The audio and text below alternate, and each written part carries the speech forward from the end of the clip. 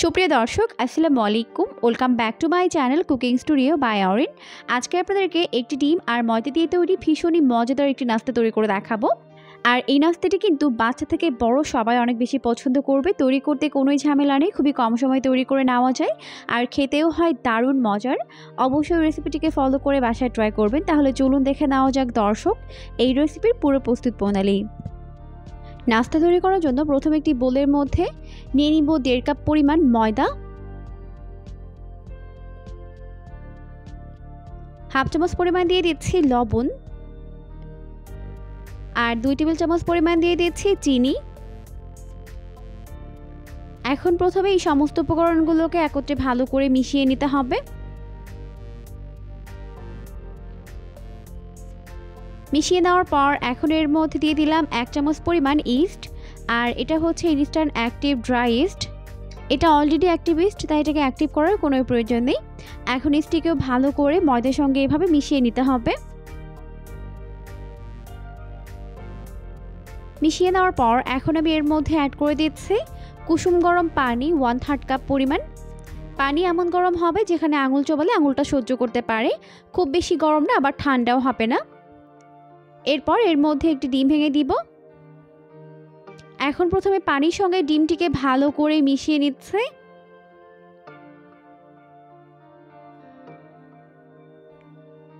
ভালো করে মিশিয়ে নেওয়ার পর এখন এটাকে ময়দার সঙ্গে ভালো করে মেখে একটি ডো তৈরি করে নিতে হবে। এখন এখানে অল্প অল্প করে পানি দিব আর ভালো করে মেখে একটি সফট ডো তৈরি করে নিব।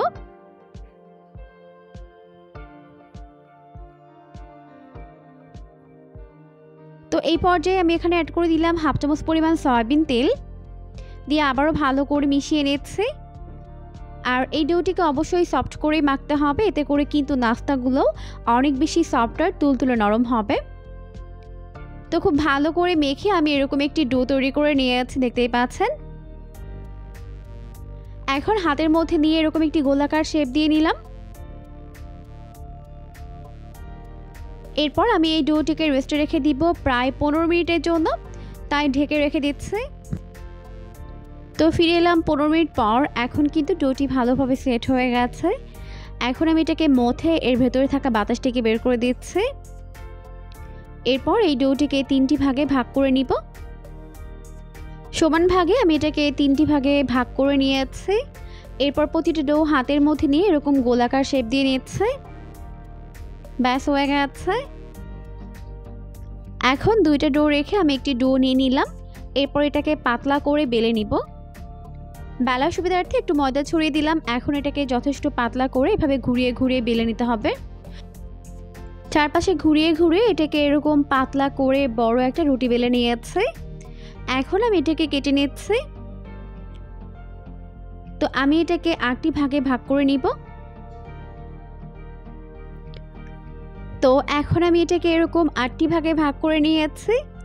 এরপর এর সাইড থেকে এইভাবে আমি চকলেট দিয়ে দিচ্ছি। আপনারা আপনাদের পছন্দ মতো যে কোনো চকলেট এখানে অ্যাড করতে পারবেন, আর চকলেট না থাকলে এখানে না দিলেও হবে, শুধুমাত্র এইভাবে এটাকে ফোল্ড করে নিতে পারবেন।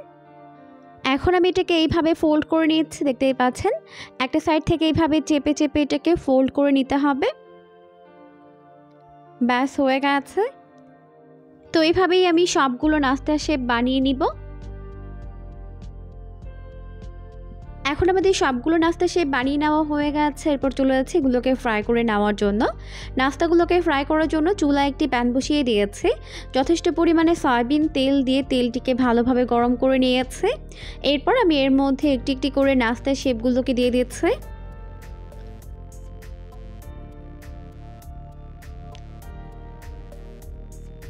তো একটি একটি করে সবগুলো নাস্তা শেপ দিয়ে দিয়েছি। এখন চুলার আঁচটিকে মিডিয়াম ফ্লেমে রেখে এটাকে ভেজে নিতে হবে।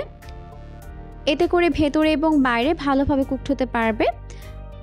কয়েক মিনিট পরে দেখা যাবে এটার একটা সাইডে সুন্দর একটা কালার চলে এসেছে, তখন এটাকে উল্টে দিতে হবে অপর পাশটিকে ভেজে নেওয়ার জন্য। তো উল্টে পাল্টে এখন নাস্তাগুলোকে এরকম গোল্ডেন ব্রাউন করে ভেজে নিব। এই পর্যায়ে আমাদের নাস্তাগুলো ভেজে নেওয়া হয়ে গেছে। এরপর ভালোভাবে তেল ঝরিয়ে তেল থেকে উঠিয়ে নিচ্ছে। আর দেখতেই পাচ্ছেন লুকটা কত বেশি ইয়ামি হয়েছে। তো তো সবগুলো নাস্তা আমি সেমভাবে ফ্রাই করে উঠিয়ে নিয়েছি। আর এই নাস্তাগুলো কিন্তু দেখতে অনেক বেশি ইয়াম্মি হয়, খেতেও হয় দারুণ মজার। বাচ্চা থেকে বড় সবাই অনেক বেশি পছন্দ করবে। অবশ্যই বাসায় ট্রাই করবেন। পরবর্তী ভিডিও দেখার আমন্ত্রণ জানিয়ে